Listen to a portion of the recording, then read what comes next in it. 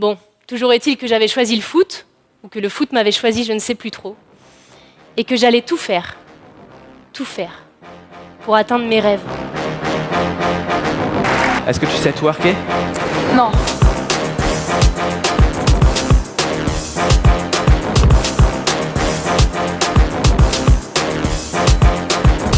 Est-ce que tu sais twerker ? Non. Bonjour et bienvenue dans À défaut de twerker, le hors-série qui s'intéresse aux aspects historiques, sociologiques et politiques du foot féminin. À défaut de savoir twerker, mes invités savent jouer au foot et en parler. Mais avant d'écouter l'interview, je vous propose un petit point actu. Coupe du monde féminine de football, les dernières infos. Record d'audience historique, tribune pleine, les Bleus débutent le mondial en fanfare. Victoire 4-0 pour le match d'ouverture contre la Corée du Sud. Ce sont deux Lyonnaises qui ont ouvert et clos le score. Eugénie Le Sommer à la 9e minute, Amandine Henry à la 85e, avec un doublé de Windy Renard entre les deux. Une démonstration devant plus de 45 000 personnes en tribune et qui a été suivie par plus de 11 millions de téléspectateurs et téléspectatrices. 9 millions sur TF1, plus de 820 000 sur Canal+, soit une part d'audience de plus de 44%, un record pour la discipline. Un succès auprès des jeunes surtout puisque 65% des gamins entre 4 et 14 ans qui ont regardé la télévision vendredi soir étaient devant le match. Une bonne lancée donc puisque la FIFA s'est fixé comme objectif de dépasser le milliard de téléspectateurs cumulés cette année. Le dernier mondial au Canada en 2015 en avait réuni 750 millions et sur les 52 matchs qui seront disputés tout au long de la compétition, 16 sont déjà à guichet fermé.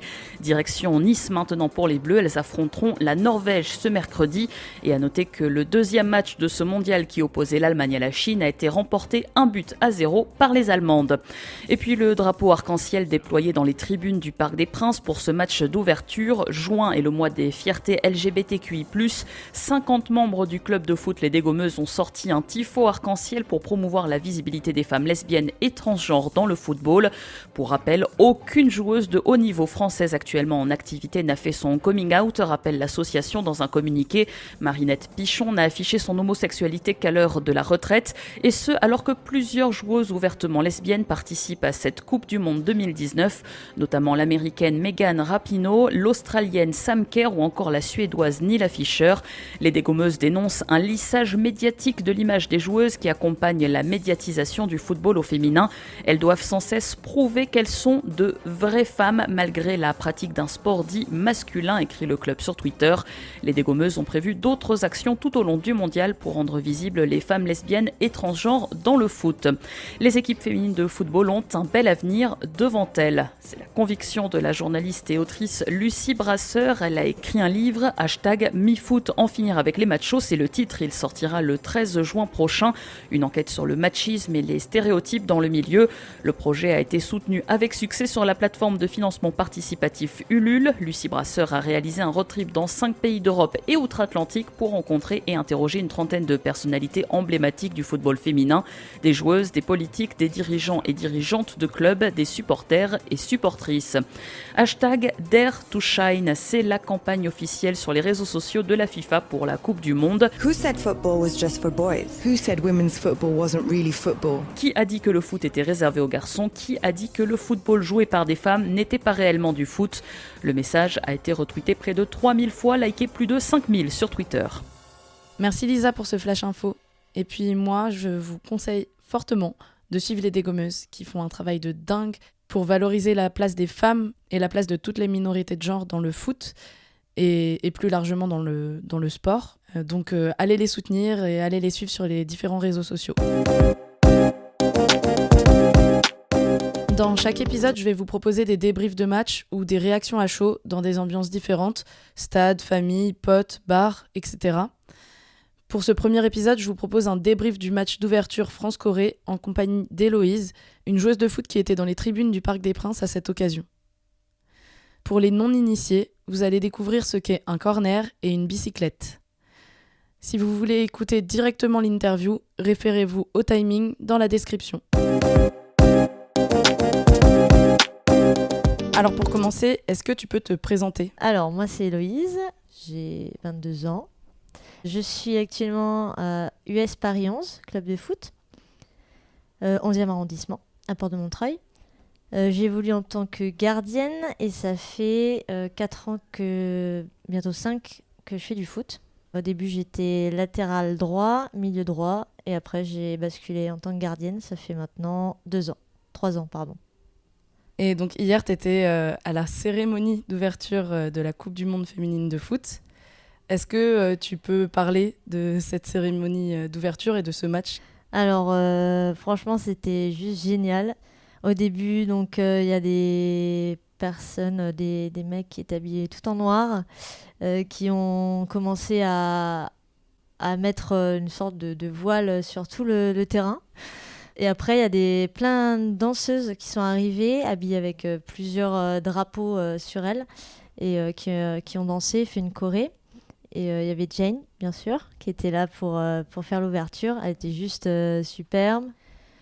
Donc l'ouverture, géniale. Et puis après, c'est parti pour le match.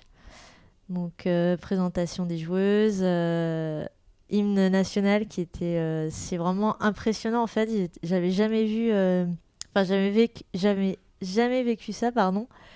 Un hymne national avec 45 000 personnes, enfin même plus, réunies en train de chanter. C'est impressionnant, ça donne des frissons et limite les larmes aux yeux. Enfin voilà, et puis après, le match commence et les Bleus font une entrée juste incroyable. 3 occasions en 6 minutes. Bon, que dire.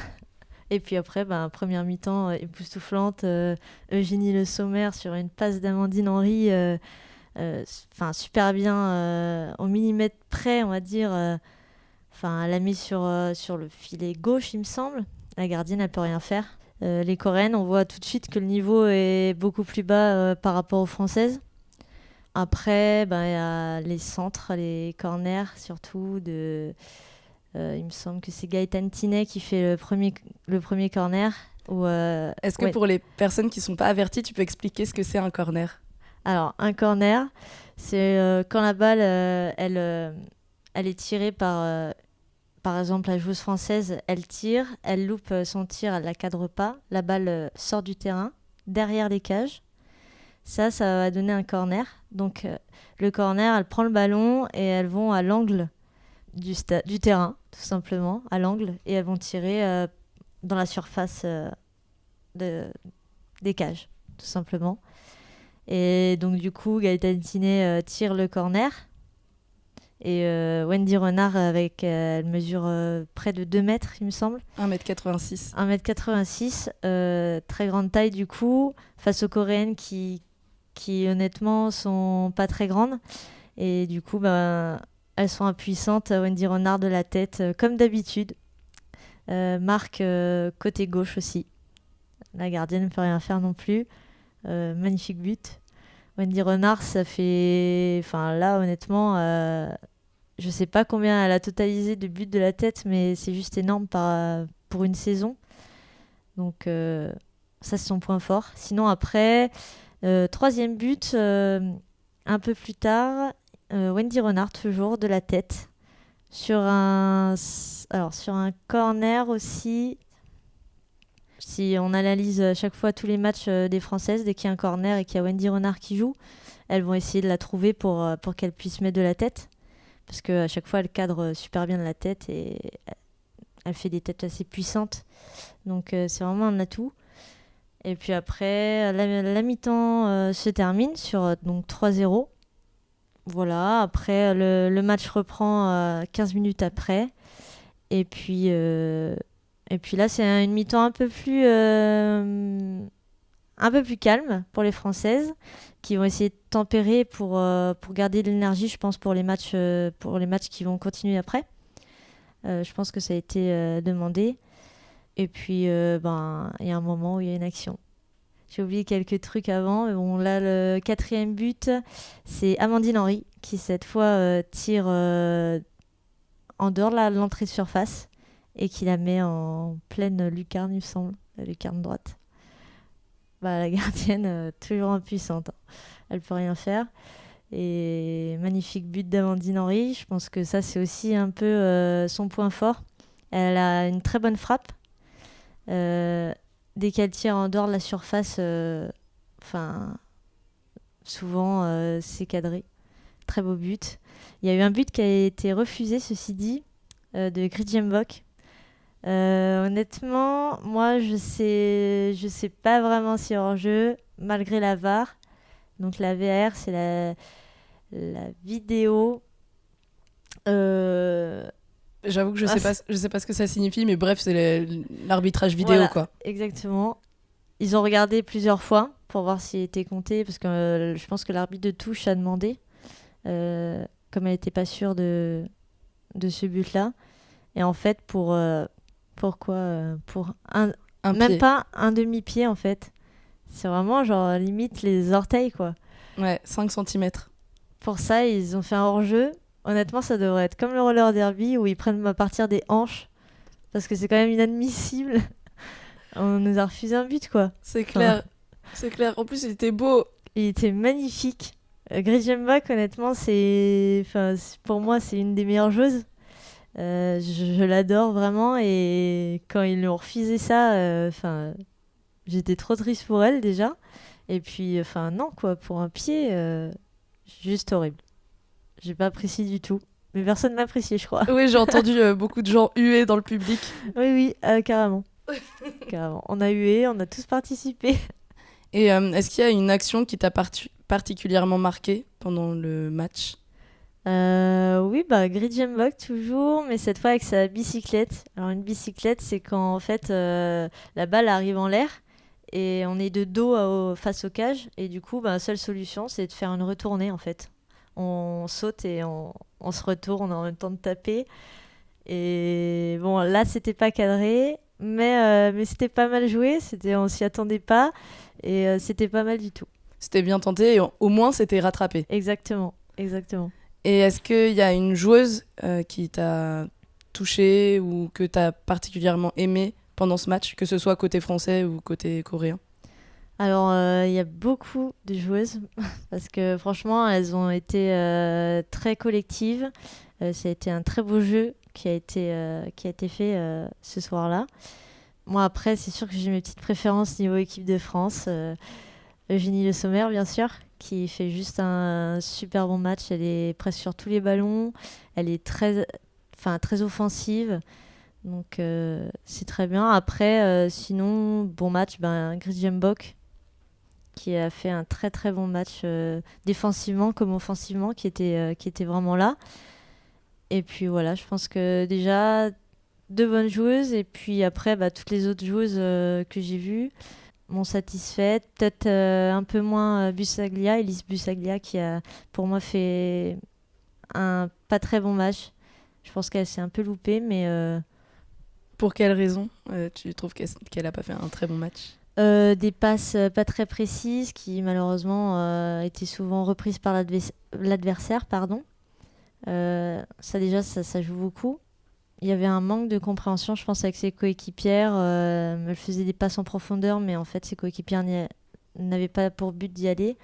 Donc voilà, c'était, je pense, une incompréhension, et puis voilà, un petit décalage par rapport aux autres qui ont été vraiment superbes. Ok, super, merci beaucoup d'avoir répondu à mes questions. Et puis, je pense qu'on va se retrouver à d'autres moments au cours de cette Coupe du Monde. Tout à fait, avec plaisir. Merci. Pour cet épisode, j'accueille Annie Fortems, qui fait partie de la 2e vague de pionnières du foot féminin.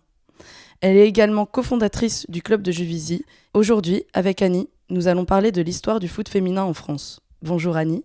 Bonjour Adèle. Pour commencer, est-ce que vous pouvez nous parler de votre parcours, donc principalement de votre parcours sportif, mais aussi de votre parcours professionnel ? Alors oui, au niveau de mon parcours sportif, il est très simple. Je n'ai fait que du football. J'ai commencé à 15 ans, j'ai arrêté à 35, donc j'ai fait 20 ans de football. Et il se trouve que je fais partie des pionnières du football féminin, donc je suis tombée à une époque où il n'y avait pas de football, en tout cas pas de championnat, pas de compétition de football par les filles en tout cas. On a tout créé, tout était à créer, on a tout créé. Je dirais l'opportunité s'est présentée, mais surtout, je dis l'opportunité s'est présentée parce qu'on était après 68. Donc il y a quand même un grand souffle qui a quand même bousculé beaucoup de choses en 68. On a surtout eu très très très envie, avec une poignée de filles en fait, mais ce qui est intéressant, c'est que c'était partout sur le territoire, c'était pas que nous à Juvisy. On ne savait pas que d'autres filles avaient envie de jouer au foot en France, on savait pas, nous, hein, on voulait juste jouer nous, et du coup on a créé l'équipe de Juvisy. On a créé le premier championnat de Paris, parce que quand on a commencé, nous, en début 71, le championnat de Paris n'était pas créé. Donc, on a vu, nous, arriver toutes les compétitions, en fait. C'est-à-dire, on a vu se structurer dès le départ tout le football féminin, c'est-à-dire l'arrivée des compétitions locales, régionales, nationales, européennes et Coupe du Monde, puisqu'on y est, là, puisqu'on y est. Donc, on a créé le club de Juvisy. Moi, j'avais 14 ans et demi, 15 ans. Et on a créé ça parce qu'il y a deux filles qui sont allées voir le président du club, masculin bien évidemment, de foot, qui était un très bon club, Juvisy, et qui ont exprimé leur désir, et qui ont dit on aimerait jouer, nous, on aimerait jouer, quoi. Monsieur Courtaillac, le président du club de Juvisy de l'époque, le pauvre, il a dû se demander pourquoi ça tombe sur moi et pas sur les villes d'à côté. En tout cas, c'est tombé sur lui. Et il a répondu, les filles, quand vous serez 12 ou 13 ou 14 ou 15 joueuses, vous revenez me voir, quoi. Évidemment. En espérant jamais les revoir, évidemment. Sauf que les filles, non, elles ont trouvé des copines, des handballeuses, des basketteuses, des filles qui n'avaient jamais fait de sport de leur vie, qui étaient simplement des femmes de joueurs ou des petites copines de joueurs ou des sœurs de joueurs, des filles de joueurs, enfin des filles qui n'avaient jamais tapé dans un ballon. Et elles sont revenues, on est revenus, puisque du coup j'étais avec elles, on est revenus 3 mois après, à peine, je pense. Et voilà, on a retapé à la porte et on a dit Monsieur Courtaillac, elles sont là, quoi. Et voilà, le gars, il s'est dit oh là là là là là. Et il a dû se redire pourquoi ça retombe sur moi et qu'est-ce que je vais faire maintenant. En tout cas, c'était un homme honnête et un homme de parole. Il a tenu parole. Donc, il nous a réunis dans les vestiaires à Juvisy, qui a été par la suite notre terrain d'entraînement et notre terrain de match. Il nous a réunis dans des vestiaires de foot. Première fois de ma vie que je rentrais dans les vestiaires de foot. Pas première fois de ma vie que je joue au foot, puisque j'y jouais depuis l'âge de 6 ans.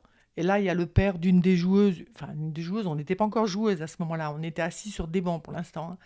Donc, il y a le père d'une des filles qui est venu chercher sa fille. Et il se trouve que ce père était un grand joueur du club de Juvisy. Et du coup, le président lui a dit Roger, au fait, tu ferais pas entraîneur, là, parce que personne ne voulait entraîner des filles. C'était pas possible. Aucun homme ne voulait entraîner des filles. Et du coup, lui, non, je veux surtout pas entraîner des filles, ça va pas. Enfin, c'était une question complètement choquante pour lui. Il dit, mais ça, bon, il l'a rabroué. Je me rappelle très bien de la scène. Et une semaine après, il a dit oui, quoi. Mais comme moi, en fait, moi, j'ai fait pareil. Donc moi, je suis devenue très vite capitaine, en fait, puisque évidemment, j'avais déjà un très bon niveau. Il y avait quelques joueuses, du coup, qui, comme moi, jouaient avec leurs frères et leurs copains, et qui avaient déjà un très bon niveau, quoi, un très bon niveau. Sauf que moi, j'avais jamais joué sur un grand terrain, en fait. J'avais jamais joué à 11, surtout. Technique, je maîtrisais tout. Physiquement, ça allait. Mais par contre, stratégie, tactique, positionnement, alors là, rien du tout, parce que nous, on jouait n'importe où. Le premier championnat de Paris a été créé un peu en urgence, quoi. Parce qu'il y avait nous, il y avait Champigny qui commençait à se créer, il y avait le PSG qui commençait à se créer, il y avait quelques équipes, donc il y avait une demande. Et il se trouve qu'un des membres de ma famille,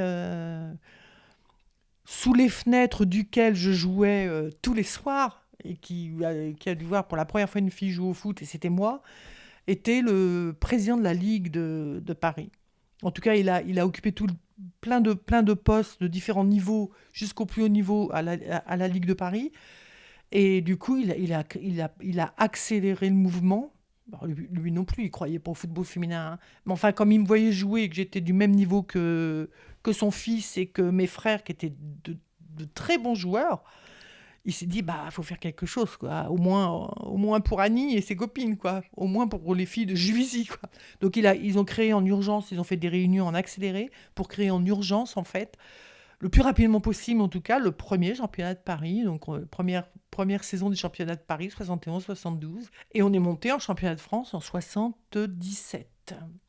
Donc, c'était incroyable, quoi, de monter en championnat de France. Et depuis 77, Juvisy, qui est devenu Paris FC depuis 2017, mais depuis 77, le club de Juvisy n'est jamais redescendu. On est monté, on disait pas D1 hein, à l'époque, on disait national. On est monté en national, aujourd'hui on dirait on est monté en D1. On n'est jamais redescendu. Et on est 3 clubs en France, féminins, à n'être jamais redescendus depuis la première montée. C'est PSG, Lyon et Juvisy. Vous êtes monté en D1 en 77. Oui. Et après, votre suite de votre carrière de footballeuse après 77, ça s'est passé J'ai comment ? joué en D1, du coup, de 77, j'ai arrêté en 84 en D1. Donc, j'ai joué de 77 à 84. Donc, on a essayé d'obtenir tout ce qu'on pouvait comme titre. On n'a pas réussi à être championne de France. Il se trouve qu'on a été sollicité par la FFF pour remplacer Reims, qui était championne de France historique, qui était hégémonique en championnat de France, et qui n'était pas disponible parce qu'elles étaient très occupées avec des tournées mondiales. Et du coup, la FFF a demandé à Juvisy, on était quand même une très très bonne équipe. On avait une grosse notoriété, on était très reconnus comme un jeu de qualité, et enfin une très bonne équipe. Donc la FFF nous a demandé de représenter la France en fait au grand tournoi international de Bruxelles. Et du coup, on s'est retrouvés pour le millénaire de la ville de Bruxelles. La ville voulait organiser un très grand championnat de foot féminin. Mais de haut niveau, en fait. Ils ont pris les championnes des pays, en fait. Donc, il y avait les championnes des Pays-Bas, championnes du Danemark, je crois. Il y avait les championnes de Belgique, vice-championnes de Belgique. Une équipe finaliste de la Coupe d'Angleterre. Et puis, il y avait Juvisy, qui n'étions même pas championne de France, enfin, notre titre, c'est championne de Paris, quoi. Et nous, on est arrivés comme le village gaulois, outsider, et on a vécu un truc de fou, enfin, un truc impossible statistiquement à prévoir, quoi. C'est qu'on a remporté la coupe et on a gagné le tournoi de Bruxelles, en fait. Il se trouve que j'ai des pionnières dans le sport, mais pionnières en entreprise aussi. À 20 ans, j'ai créé mon entreprise avec mes frères. Donc, je me suis retrouvée gérante d'entreprise à 20 ans. Donc c'était difficile à concilier le niveau de D1 et puis l'entreprise, quoi. Et l'entreprise. Tout à l'heure, je disais que donc, vous êtes pionnière de la deuxième vague Oui. de football féminin, parce qu'il y a eu une première vague entre 1917 et 1941. Est-ce que vous pouvez nous en dire un peu plus sur cette première génération ?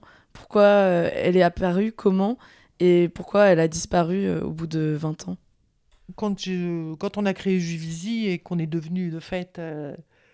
qu'on a fait partie des premières joueuses de la deuxième vague, on ne savait pas qu'il y avait une première vague. Hein. C'est maintenant. L'histoire s'écrit toujours 20 ans, 30 ans, 40 ans après. Hein. Donc, il y a peut-être 20 ans que je l'ai appris. Donc, c'est-à-dire 30 ans après avoir créé Juvisy, quoi. Donc, oui, donc apparemment, il y a eu une équipe, des filles qui ont voulu jouer au foot. Enfin, déjà faire du sport à l'époque. Déjà faire du sport. Principalement Alice Mia, qui était institutrice. Et qui a décidé, elle, déjà de pratiquer le sport qu'elle souhaitait, et de créer des clubs où les femmes allaient pouvoir jouer, pratiquer des sports, plein de disciplines, dont le foot. Donc, et après, ça s'est développé, ça s'est structuré, il y a eu des fédérations, ça a rencontré un franc succès, en plus, avec des stades pleins. Et en fait, c'est étonnant. Enfin, c'est étonnant. C'est comme nous, la deuxième vague. C'était partout en Europe, en fait. C'était pas qu'en France. En Angleterre, c'est pareil. En Allemagne, c'était pareil. Et il s'est passé la même chose. C'est qu'à un moment donné, ça s'est éteint, quoi. Alice Mia qui disait qu'elle avait bon espoir, qu'elle était très optimiste pour le football féminin. Je ne sais plus dans quelles années elle disait ça, mais à un moment donné, 2-3 ans après avoir dit ça, avoir déclaré ça, elle a dû admettre qu'on allait vers un échec, quoi. Ça n'a pas tenu, en fait. Ce qui me fait dire, moi, que c'était conjoncturel. Structurellement, la société n'était pas prête. Et pourquoi la société, elle n'était pas prête ? La société n'était pas prête. Alors déjà, on pourrait se demander pourquoi on les a laissés faire. Hein. Pourquoi on les a laissés faire du sport ? Pourquoi on les a laissés faire du foot ? Je crois qu'il y a eu du vélo aussi, l'aviron. Pourquoi on les a laissés faire ? Moi, je pense qu'on les a laissés faire parce qu'il y a eu la Première Guerre. Et la Première Guerre, les femmes ont tenu les champs, les usines, ont fabriqué les bombes. Les femmes, elles ont remplacé les hommes partout. Donc c'était très difficile quand les hommes sont rentrés, quand la guerre s'est arrêtée, c'était quand même difficile de les renvoyer brutalement dans la cuisine. Hein. La pulsion de vie a pris le dessus, il y a eu les années folles, et on a laissé les femmes faire un peu ce qu'elles voulaient jusqu'au moment où on s'est dit c'est bon, quoi, hein, c'est bon. Vous allez retourner maintenant d'où vous venez. En plus, c'est... sous le gouvernement de Vichy, donc travail, famille, patrie, voilà, c'est clair, hein, travail, famille, patrie, famille surtout. Donc la femme est retournée à s'occuper de sa famille, quoi. Parce que mai 68, ça aurait pu être la même chose, quoi, un grand souffle, on émancipe les femmes, ça aurait pu durer 10 ans, 20 ans. La première vague, ça a duré 20 ans, ça aurait pu être pareil. Moi, j'ai joué 20 ans. Les pionnières, on aurait pu dire « Ok, maintenant, rentrez chez vous ». Ça intéresse personne, quoi. Ça aurait pu être ça. Eh ben non, il y a eu nos héritières et il y a eu des générations après nous. Donc, je pense que ça peut devenir structurel, mais je pense qu'il faut encore attendre une génération. C'est, je pense, les filles qui ont moins de 10 ans actuellement qui nous le diront réellement, quoi. Donc en 1970, la FFF reconnaît le football féminin et accepte qu'il y ait des compétitions féminines de football. Pourquoi cette reconnaissance, elle a été si tardive ? Alors si tardive par rapport à la première vague ? Parce que la première vague, ça faisait belle lurette que ça faisait 20 ans, 30 ans que c'était terminé le football féminin. Ouais, c'est vrai que j'allais dire, oui, par rapport à la première vague, j'allais dire par rapport aux hommes, mais bon, les hommes, ils ont toujours été là. Mais Ah oui, de toute manière, le foot a été créé par le foot, voilà. A été créé par des hommes, pour les hommes, comme tout. Non, oui, je me disais aussi, comme c'est le gouvernement de Vichy qui a supprimé l'accès au foot pour les femmes, après la guerre et comme on n'était plus sous le gouvernement de Vichy, potentiellement les femmes auraient pu réaccéder de nouveau aux compétitions féminines de foot, etc. Et finalement, il a fallu attendre 1970. Oui. Je pense qu'il a fallu attendre 68. Hein. Il a fallu attendre... parce qu'après la guerre, après la Deuxième Guerre, déjà, je pense que la société avait bien d'autres choses à faire. Dans l'état où était l'Europe à la fin de la Deuxième Guerre. Pas oublier qu'il y a eu des tickets de rationnement pendant plusieurs années après 1945. Hein. Je ne suis pas sûre que le plan sportif était la priorité à l'époque. Hein. Franchement... Surtout les femmes. Surtout les femmes, avec le droit de vote en 1945. Non, là, je pense que non. Je pense que le moment, c'était pas le moment. Hein. C'était pas le moment. Mais à force de ne pas être le moment pour s'occuper des faits de société, en fait... est arrivé 68 parce que le patriarcat, la place des femmes, la place des enfants, et je pense qu'on a profité du souffle de 68. Par contre, si la FFF a validé le football féminin en 70, le 29 mars 70, je crois que c'est le 29 mars, c'est sous la pression de Reims aussi, des clubs de l'Est et de Reims. En tout cas, ils ont entendu l'envie de jouer des femmes, et surtout que Reims était en train de se structurer hors de la FFF, surtout. Donc il fallait que la FFF reprenne la main. C'est que Pierre Geoffroy, qui était entraîneur de Reims, que j'ai connu, moi, dans le cadre d'une kermesse organisée par... Au départ, c'est une kermesse, hein, Reims. Hein. Il voulait un événement pour faire venir les foules et pour amuser la galerie, en fait, comme on ferait des tournois, comme on ferait des combats moi, je compare ça un peu au combat de catch dans la boue qu'on peut faire de femmes pour attirer des spectateurs. On était dans le cirque, dans les jeux du cirque. Et c'est du folklore, kermesse, on était un truc festif et totalement misogyne, pour moi, hein, totalement misogyne. Si on met des femmes en short sur un terrain pour attirer les foules. Hein. Mais donc Geoffroy, il a fait ça, il a vu que ça marchait, que plein de filles venaient, ont répondu. Il a passé une annonce, hein. Plein de filles ont répondu à l'annonce, mais elles venaient pour jouer au foot, quoi. Sauf que lui, c'était pas forcément son truc. Lui, il était pour une kermesse. Mais de fait, comme ça a marché, puis qu'il a été étonné par le nombre de filles qui étaient demandeuses, en fait, du coup, il a créé une équipe, et du coup, il a trouvé des sponsors, et du coup, il s'est organisé, quoi. Lui, il commençait à développer le football féminin et à le structurer hors de la FFF. Et donc, du coup, la FFF a repris la main. En 77, donc, vous avez été présélectionné pour l'équipe de France, mais vous avez refusé de rejoindre la team. Pour quelle raison ? Alors, la première fois que j'ai été présélectionnée en équipe de France, c'était effectivement en 77. Et c'était à l'Institut national du sport de Vincennes, l'INS Vincennes. Donc là, j'avais un stage de présélection qui devait durer 4 jours. J'y suis allée, en fait. C'était le nouveau sélectionneur qui venait d'arriver. C'était une de ses premières sélections.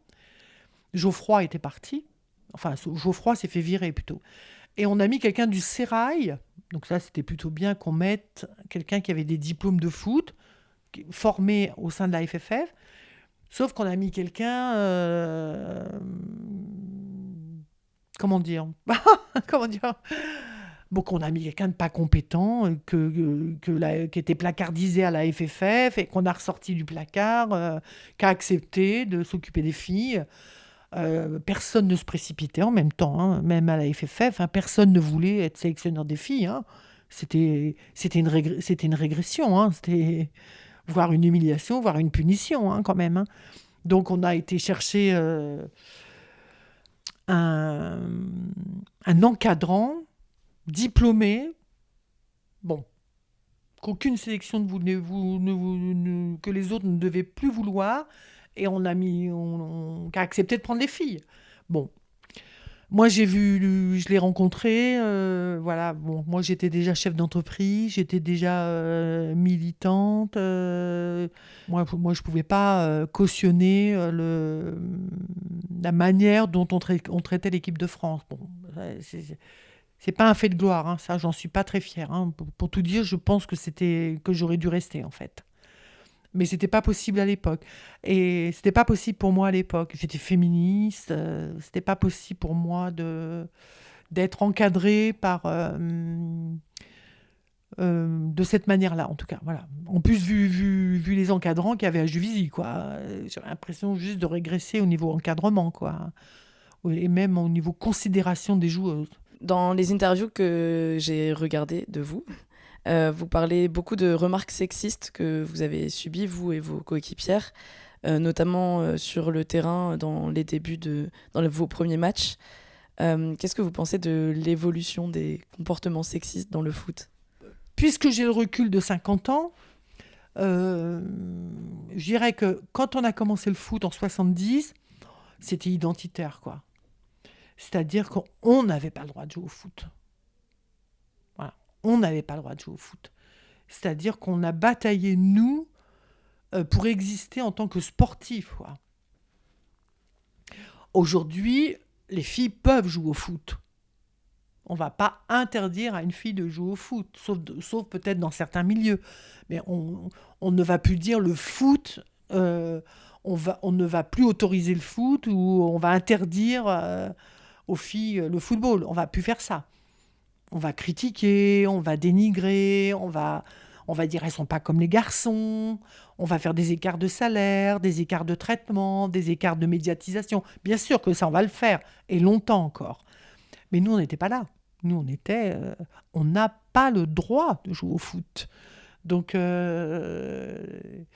est dans une autre dimension, là. On est dans une autre dimension, hein. Donc on a transgressé, quoi. On a transgressé. Et la transgression, c'est violent, quoi. C'est violent. Donc c'est aussi très jouissif de transgresser, parce qu'on a quand même conscience qu'on a défoncé des portes. Enfin, on les a pas ouvertes, on les a défoncées. Et on les a défoncées à coups de butoir. Ils se sont pas laissés faire. Ça, les portes, elles se sont pas laissées faire. Il y avait du monde qui tenait derrière. Mais on a défoncé les portes, on les a pas ouvertes, nous. Aujourd'hui, je dirais qu'il y a beaucoup de sexisme, évidemment, mais pareil, au travail, dans la société et tout. Ça sera sur le mode de la critique, mais pas, ça sera pas sur, c'est moins sur le mode identitaire. C'est-à-dire, une femme a le droit de faire ça ou n'a pas le droit de faire ça. Une femme a le droit d'exister à tel endroit où elle n'a pas le droit d'exister. Je pense qu'on est moins là-dessus. Je dis bien, sauf dans certains milieux, on est moins là-dessus. Mais par contre, on est sur le dénigrement, la critique, la différence de considération, de moyens, de niveau, de la différence. On s'arrangera pour qu'il y ait moins chez les femmes que chez les hommes. Et ça, pour que l'écart se réduise et s'annule et que le féminisme ne soit plus une question, ne soit plus un sujet, que la journée de la femme soit éradiquée complètement, il va falloir beaucoup de temps.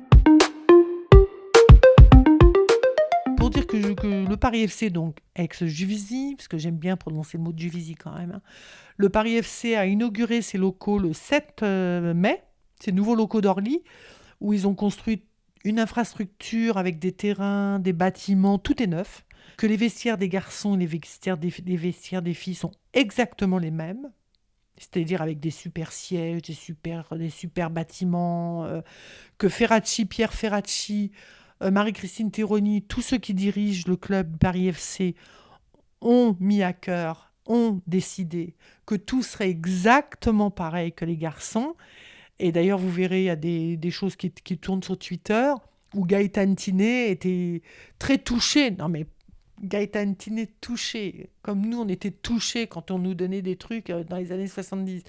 Quand elle est rentrée dans le vestiaire des filles, et c'était exactement les mêmes équipements. D'avoir exactement la même chose, en fait.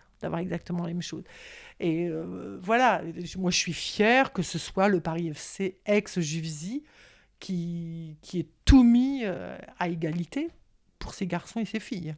Et du coup, ma dernière question, c'est à propos de la Coupe du Monde de 2011, qui a eu lieu en Allemagne et qui, pour la toute première fois, a été diffusée en direct. Et en plus, pour la toute première fois, les Bleus ont été qualifiées en demi-finale, où elles ont perdu contre les États-Unis. Vous avez ressenti quoi à cette période ? Parce que j'ai ressenti, comment dire, l'expression qui m'est venue, c'est un peu une troisième dimension, une vie en 3D en fait. J'ai vu ce que je pensais ne jamais voir. En fait, quand on vit pendant des décennies avec l'idée que soit c'est interdit, soit faut batailler, soit ça sera pas toléré, soit ça sera jamais considéré comme une pratique à part entière, soit de toute manière, j'allais dire, on intériorise tout ça. C'est le gros problème des femmes, c'est qu'on finit par intérioriser. Et c'est la stratégie ou la culture du « c'est déjà pas mal ». Donc du coup, j'ai mesuré que j'avais intériorisé un petit peu du « c'est déjà pas mal » quand même. Et parce que ça m'a sidérée, quoi. J'aurais pas dû être sidérée comme ça. J'aurais dû juste trouver ça normal. Mais ça m'a sidérée. Ça m'a sidérée dans le bon sens du terme, par contre. C'était quelque chose de irréel. Comme quand on n'arrive pas à croire à quelque chose, j'avais la Marseillaise, j'avais l'équipe de France en prime time avec des commentateurs professionnels et pas les mêmes que pour les garçons, le même traitement que pour les garçons, les mêmes pubs, le même tout, quoi. Et je me disais, mais c'est dingue, quoi. C'est irréel, en fait. C'est irréel. Et donc, c'était un plaisir fou. Et quand j'ai vu Corinne Diacre lundi dernier, le 2 mai, annoncer la composition de l'équipe de France exactement sur le même mode que Deschamps l'an dernier, Le même schéma, le TF1, de la même manière, le même teasing pendant les infos, le même suspense, la même communication autour pendant des jours et des jours. Ça m'a fait le même effet qu'en 2011. Je me suis dit, mais c'est dingue. Corinne Diacre, qui est traitée comme une star aux 20h de TF1, et avec les mêmes moyens, en fait, et de la même manière. Je trouvais ça dingue. Et la une de l'équipe le lendemain, c'était incroyable. Mais c'est des grandes émotions de voir ça. Je me suis dit, ça, c'est incroyable, quoi. Et qu'on ait été pionnière de ça, c'est une immense fierté, une immense joie. Enfin, j'ai même pas les mots tellement ça me sidère. Donc voilà. En tout cas, merci d'avoir répondu à mes questions. ça me fait des frissons d'entendre ça. Voilà, c'est la fin de l'épisode. À défaut de twerker est un hors-série du podcast L'Olympiade Femelle, qui s'intéresse au féminisme au pluriel et au sport au pluriel. Je remercie l'équipe de Podcut, sans qui cette aventure n'aurait pas été possible. Bisous!